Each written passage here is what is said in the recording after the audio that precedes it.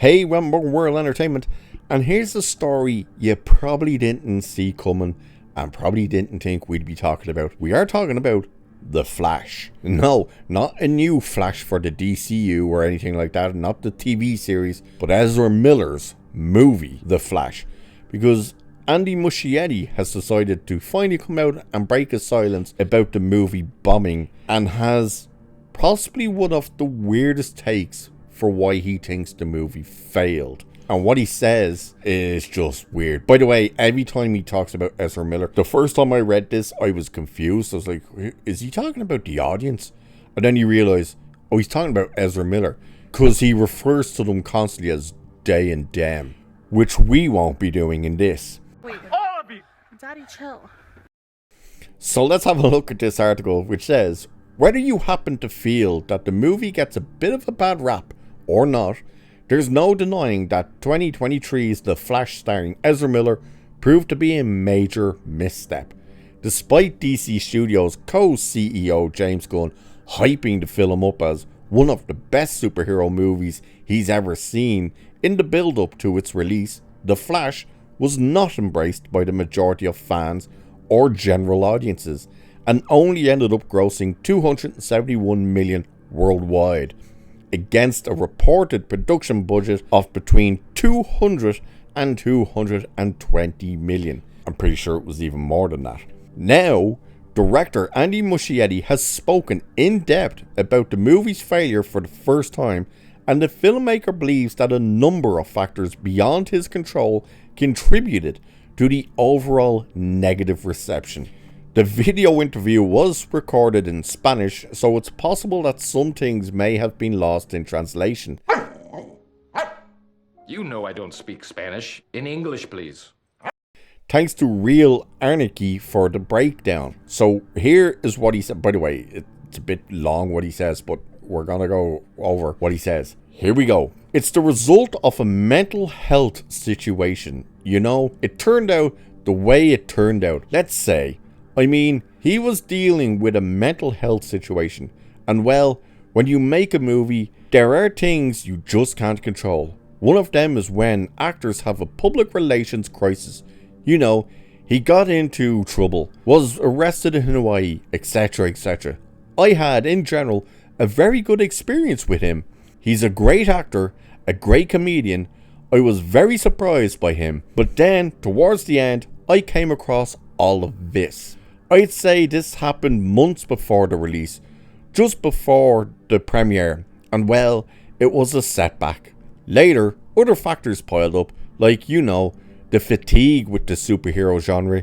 Years later, I started learning about other things, like how when a movie like this is made, there's an expectation to appeal to all four quadrants of the audience. And this is a movie that, apart from everything else I mentioned, I think failed in the sense that it didn't appeal to all four quadrants of the audience. When a 200 million movie is made, the studio expects to bring everyone, even your grandmother, to the theatre.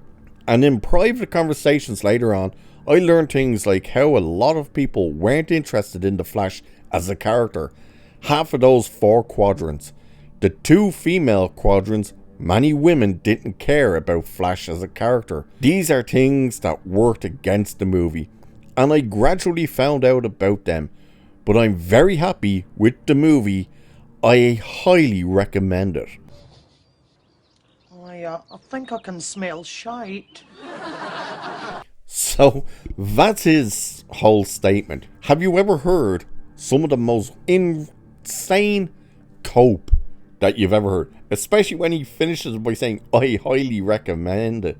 I'm happy with it. It's great. The fact that he starts off by saying it was mental health. It's like, what was mental health? Your movie failed because mental health? What?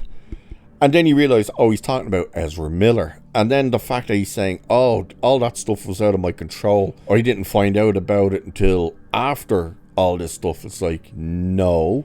He choked out a pregnant woman on video when he was making Fantastic Beasts 3, which was years before The Flash. So why, number one, why he was kept on in that movie is mind-boggling, especially when Johnny Depp has an accusation thrown at him and they fired his ass as quickly as possible, and they kept Ezra Miller. Then they went ahead and gave him this movie. So we already knew he had troubles, and before they even start doing this movie, he started getting into deep shit. And then when making the movie, he got into deep shit. And then after the movie, he got into deep shit. He was just a walking nightmare. The fact that Andy Muschietti is trying to say, I had no idea about any of this. Bullshit. How did you not know that Ezra Miller is a fucking lunatic? Like, just sit there and say, oh, he was very nice to me and blah, blah, blah. Yeah, but you're not a woman that he was throwing chairs at. He was arrested in Hawaii. Why wasn't he fired then? And there's the thing, the movie was delayed so many times and they went back. While he was going through all these troubles, let's not forget that, he was arrested not once but twice in Hawaii before they went back and did massive reshoots. So for him to sit there and say, I had no idea about these troubles, is total BS. Then to try and say that, oh, we had to try and get all 4 quadrants of the audience, and well, half of them weren't interested in the character The Flash, and women weren't interested in the character Flash. I would like to say once again, bullshit. Absolute bullshit. If nobody was interested in the character The Flash, how did the series get, 9 seasons? That doesn't happen if people don't have interest in the character. Women, you're trying to say, oh, women didn't care for the Flash. No, maybe it's women didn't want to support a lunatic who clearly has issues against women as Ezra Miller. They clearly sat back and said, I'm not giving my money and supporting this lunatic. And that was everyone's reaction. It wasn't, oh, I have no interest in this character. It was flat out, I'm not supporting this movie with this lunatic. And let's not forget, the co-CEO of the DCU, Peter Safran, is the guy who kept Ezra Miller in the role. He could have got rid of him, and he didn't. And not just did he keep him in the role, which obviously hurt and cost the movie all those millions, but he's the same guy who, when that petition came in to remove Amber Heard from Aquaman 2, he was the guy who turned around and said, we don't bow to fan pressure. That's the guy who's to blame for those people being involved with those projects, and who's still and now a co-CEO of DC. But this whole thing of, oh, the people weren't interested in the character and that Ezra Miller has mental health issues is why it failed, is absolute cope. Yes, people have interest in the character, just not with Ezra Miller. If they turned around and said, we're removing Ezra Miller from the project, we're bringing in Grant Gustin, he's actually officially going to take over, and yes, we will use the multiverse angle to answer why he's now the Flash in this universe and stuff like that, people would have gone. Because the one element in that movie that everyone was interested in seeing, they just didn't want to support Ezra Miller, was of course Michael Keaton back as Batman. And it still wasn't enough to convince people to support Ezra Miller.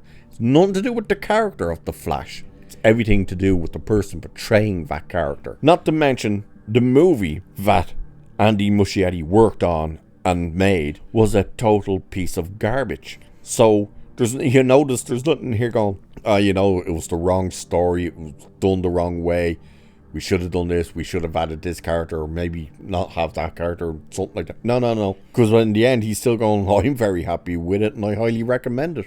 As opposed to, yeah, we swung for the fences and we missed horribly, and our judgment was very off with keeping Ezra Miller on board. No, instead he's blaming Ezra Miller's mental health issues, which is a little more than just mental health with all the crazy shit he was doing in Hawaii and stuff. And then he's blaming the audience by saying they had no interest in the character. And then he blames women as part of that audience by saying they had no interest in the character. So it's our fault, and it's Ezra Miller's craziness fault. Good to know, Andy Muschietti. And it's good to know that this is the dipshit who James Gunn wants to put in charge of Batman Brave and the Bold. Can't wait, can you? So with that, I shall leave it there for this one. Like, share, subscribe. Cheers, and I'll catch you in the next one.